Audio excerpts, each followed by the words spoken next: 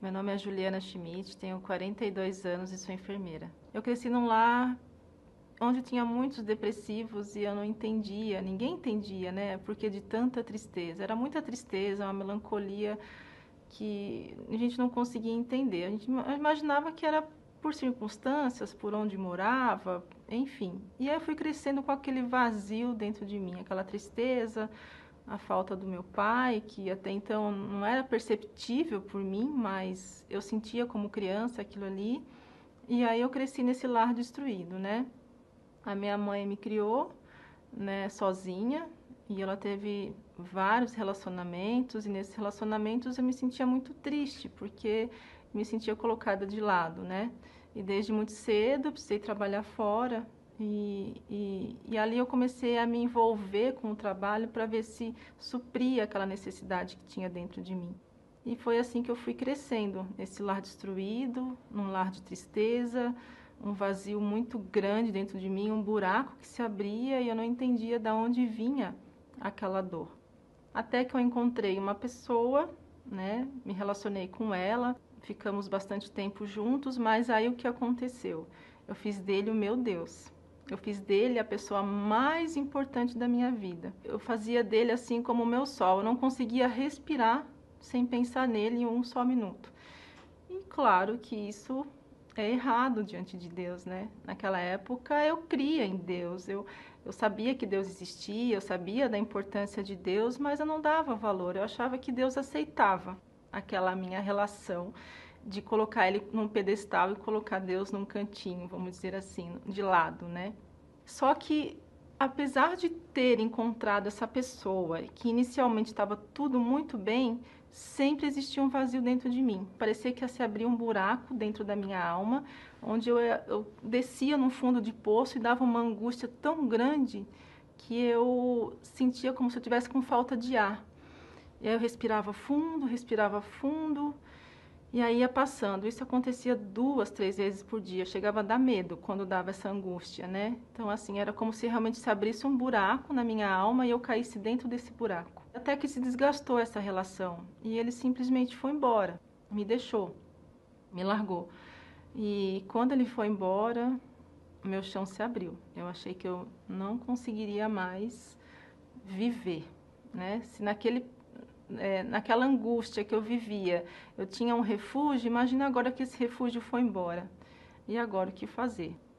Foi então que eu comecei a perceber que eu estava entrando numa depressão, né? Como eu sou da área da saúde, eu comecei a perceber que eu precisaria encontrar ajuda, né? Científica, nos médicos, nos psicólogos, enfim. E eu comecei a procurar. Passei por psicólogos, psiquiatras, e cada vez que eu ia ao psiquiatra, eles mudavam o meu remédio, né?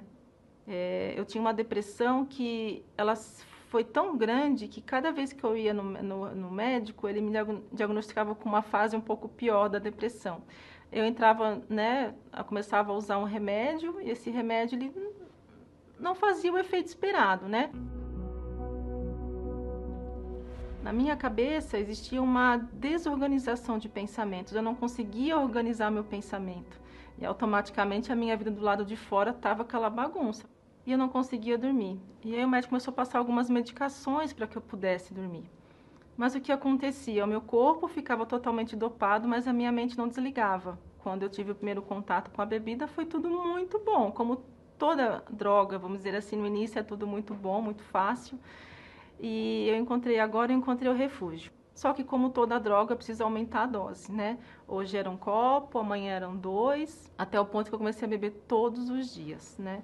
Comecei a beber todos os dias e aí foi aumentando a dose ao ponto de eu chegar a tomar 3 garrafas num dia só.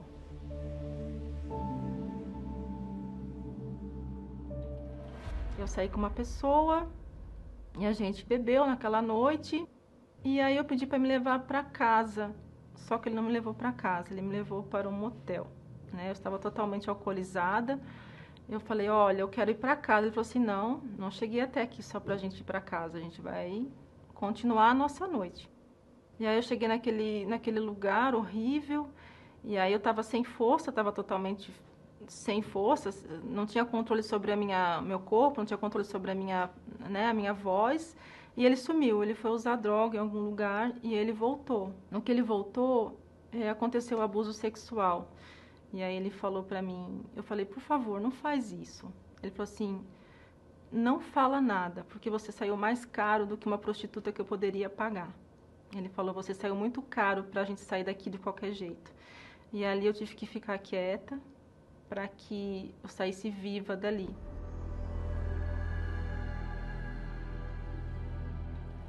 No domingo de manhã eu falei, nossa, eu tô chegando em casa agora, desse jeito, totalmente destruída.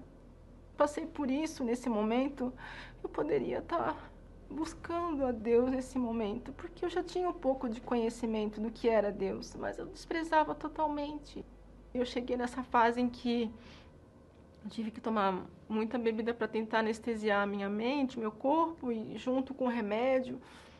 E foi que eu fiz as minhas orações pedindo a Deus uma saída, né? Foi então que uma amiga minha me convidou para vir ao Templo de Salomão. Foi numa quinta-feira.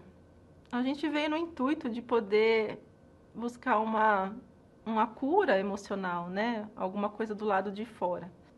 Mas aí quando eu cheguei aqui, eu fui atendida por um homem de Deus e ele falou que a cura tinha que vir aqui de dentro, para que tudo do lado de fora fosse mudado. Eu participei naquele dia da reunião e eu saí mais alegre. E aí como a gente tinha feito o propósito de vir às quintas-feiras, eu comecei a vir então às quintas-feiras porque eu tinha feito o propósito, né? Só que ali eu comecei a me sentir mais feliz, mais confiante, comecei a ter forças, aquelas crises de choro começaram a cessar, eu comecei a dormir melhor, né? Eu comecei a ficar mais feliz no trabalho, a sorrir mais, porque eu não sorria, eu era fechada, eu tinha um semblante fechado, triste. Eu falei, opa, tá dando certo, então vou mais uma quinta-feira. Até que então eu fui me curando de dentro para fora. As lutas do lado de fora continuaram, né? Os problemas continuaram, mas aqui dentro começou a mudar. Então eu comecei a ler a Bíblia, e aí só que eu me sentia rejeitada por Deus. Eu comecei a ler então o livro de João. Eu não esqueço dessa passagem de que Jesus falou que nós não escolhemos a ele escolheu a nós. E aquele que vai até ele, que o Pai leva até ele, de forma nenhuma ele rejeita. Ali eu entendi que Jesus tinha me chamado e que ele tinha visto que eu queria ele e que ele não me rejeitava. Que apesar de eu ter rejeitado ele uma vida inteira, de eu saber realmente que ele tinha que ser o principal na minha vida, mas eu insistindo em colocar pessoas e coisas acima dele, ele não me rejeitou. Foi então que eu falei para Deus que eu queria ter um relacionamento com ele, que eu queria estar na minha casa e não me sentir mais sozinha. Eu não me sentia mais sozinha. Apesar de eu estar sozinha fisicamente, eu não me sentia mais sozinha. Eu sabia que Jesus estava comigo.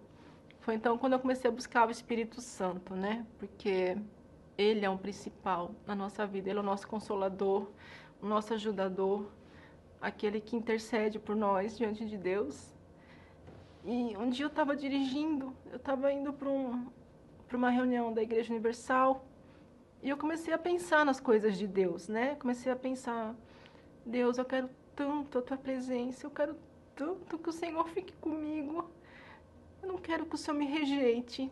E aí então eu vi claramente a voz de Deus. Eu estava dirigindo, parei no farol, assim, Deus falou assim, você está vendo essa paz que você está sentindo agora, com tudo que está acontecendo ao seu redor? Eu falei, tô, Deus. Ele falou, essa paz ninguém pode dar, sou eu que te dou.